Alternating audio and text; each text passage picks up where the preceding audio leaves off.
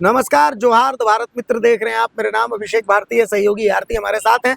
अब हम लोग धरातल की पत्रकारिता वाले लोग हैं, बहुत बड़े बड़े ग्राफिक्स आपको नजर नहीं आएंगे, ना ही हमारी 20 टीमें 20 जगह से ग्राउंड जीरो की रिपोर्ट आपको दिखाएगी।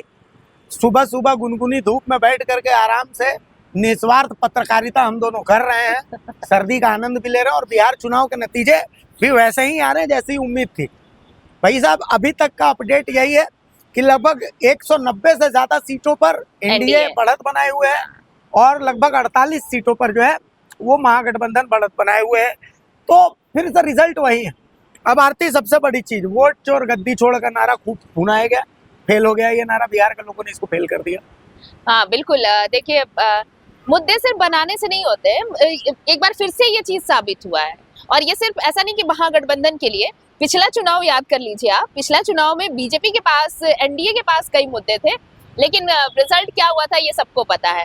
तो इसलिए इस बार बीजेपी खुद डरी हुई होगी कि क्या इस बार भी जो रुझान आ रहे हैं वो ऐसा तो नहीं कि रुझान सडन बदल जाएंगे और फिर बिल्कुल। तो इसलिए बहुत सोच समझ के इस बार तैयारियां भी, आप देखिए तैयारियां भी इस बार बहुत सोच समझ के की जा रही थी। लेकिन हाँ, रही बात वोट चोर गद्दी चोर, एक नैरेटिव सेट करने की कोशिश जरूर की गई कि एसआईआर जो बिहार में लाया गया वो एसआईआर यहाँ चलने वाला नहीं।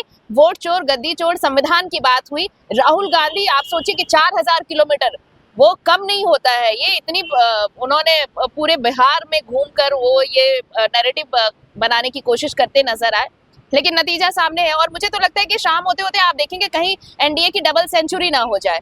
190 अभी चल रहा है, लेकिन ये है कि बिहार का बिग बॉस कौन होगा। अब सवाल ये नहीं होगा कि एनडीए, क्योंकि जो तस्वीर अब तक आई है मुख्यमंत्री कौन होगा ये सवाल होगा। मैं यही कह रही हूँ। अब सवाल ये होगा भारती कि नीतीश के नाम पर चुनाव तो लड़ लिया गया कि भाई नीतीश होंगे, क्योंकि बीजेपी भी इतनी कॉन्फिडेंट नहीं रही होगी कि उसे इस तरीके से जेडीयू के मुकाबले ज्यादा वोट मिलेंगे। अब तक जो रुझान सामने आया है, मैं एक बार जरूर अपने दर्शकों के साथ ये जरूर साझा करूंगी कि एनडीए के लिए ये मुझे लगता है कि दोनों में नेक टू नेक चल रहा है। अब तक जो आए हैं रुझान के मुताबिक वो 83 पर बीजेपी और 82 पर जेडीयू। बिल्कुल। अब आप ये सोचिए कि अगर शाम होते होते अगर ये फासला 5 सीटों का भी हो जाए और बीजेपी 5 सीटों पर भी आगे चली जाए, तो क्या ये एक्सेप्टेबल होगा कि नीतीश कुमार मुख्यमंत्री का चेहरा होंगे?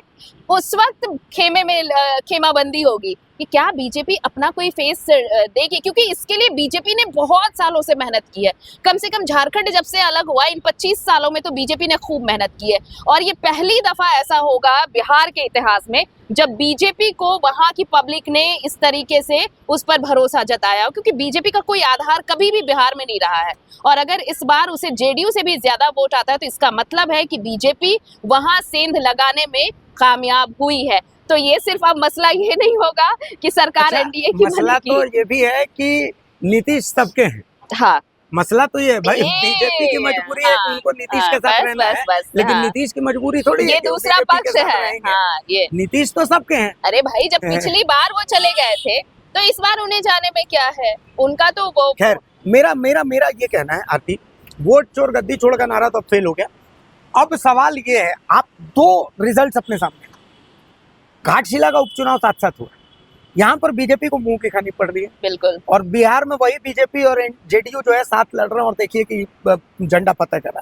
आप दोनों का कंपैरिजन कीजिएगा, आपको क्या लगता है झारखंड में ये काम मिस कर गए और बिहार में वही टारगेट को हिट कर गए? हाँ बिल्कुल, देखिए झारखंड में मिस करने के लिए देखिए पॉलिटिक्स इसी को कहते हैं।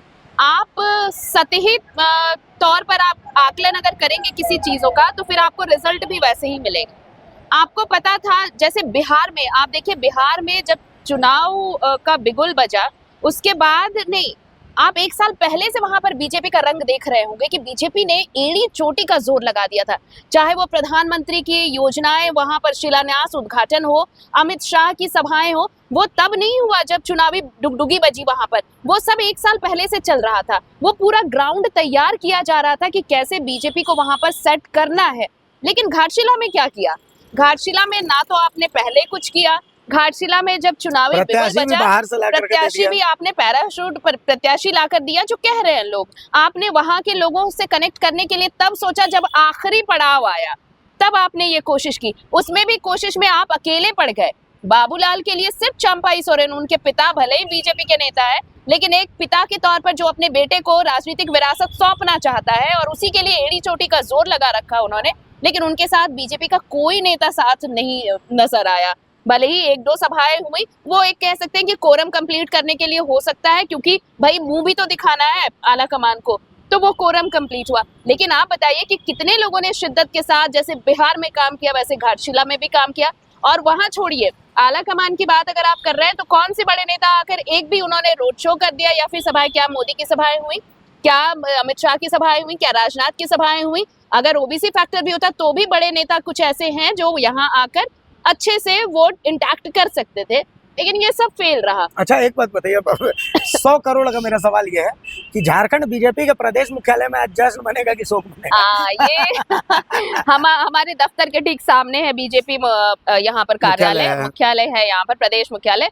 तो हम जब ये सारी चीजें जब रिजल्ट के तौर पर आ जाएंगे तो हम सीधे वहीं पर चलेंगे और वहां से तस्वीर दिखाएंगे, क्योंकि कहीं खुशी कहीं गम नहीं, कभी खुशी कभी गम को कैसे सेलिब्रेट किया जा रहा है, वही देखना है कि झारखंड बीजेपी आज जश्न मनाती है कि झारखंड बीजेपी आज शोक मनाती है। नहीं, लेकिन मैं अपने दावा करती हूँ घाटशिला का परिणाम अब तक जो मुझे लग रहा है कि बाबूलाल सोरेन यहाँ पर अपनी ये चुनाव हारने वाले हैं, सोमेश सोरेन को मौका वहां की जनता दे रही है, लेकिन इस हार पर मंथन करने की बजाय बिहार को सेलिब्रेट किया जाएगा प्रदेश मुख्यालय में, ये मैं जानती हूँ। और वहां पर घाटशिला का कोई जिक्र नहीं होगा, ये भी तय है, क्योंकि पार्टी, प्रदेश की जो पार्टी है वो पहले से तैयार थी। और मुझे लगता है कि ये आप भी समझते हैं, बाकी पब्लिक भी समझती है कि इस चुनाव के लिए किसी ने कुछ नहीं किया अलावे बाबूलाल सोरेन और चंपाई सोरेन के। चलिए तो देखते हैं नतीजों में, अभी इंतजार कीजिए, अभी तो सूरज यहीं पर है, सूरज जब वहां से इधर पहुंच जाएगा तब जाकर के नतीजे जो है वो टंके की चोट पर आपको हम बताएंगे।